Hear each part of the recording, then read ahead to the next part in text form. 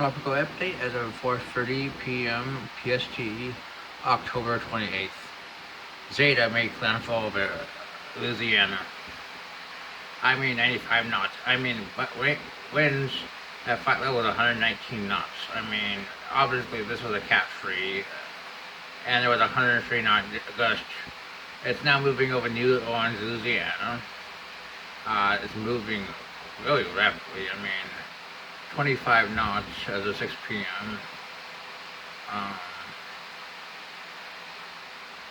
based on the latest advisory.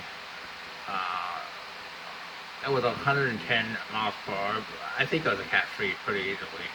Let's be honest. The data obviously supports this system as a cat free landfall on Louisiana. And here's the radar as it moved north of Iowa, moved over New Orleans, which is one of the strongest storms in probably a very long time, probably since Betsy, that actually directly hit New Orleans. This is history.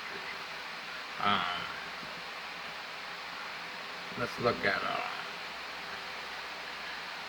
the track. It takes you northeastward rapidly, is in line with the models.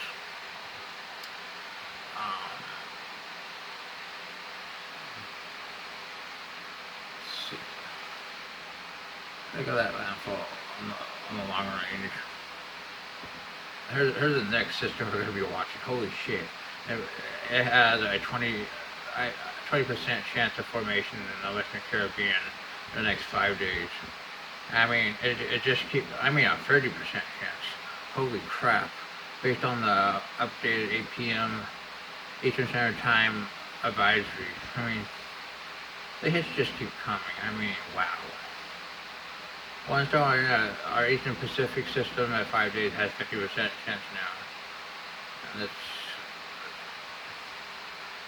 it hasn't really formed yet, but it's probably going to form in this area.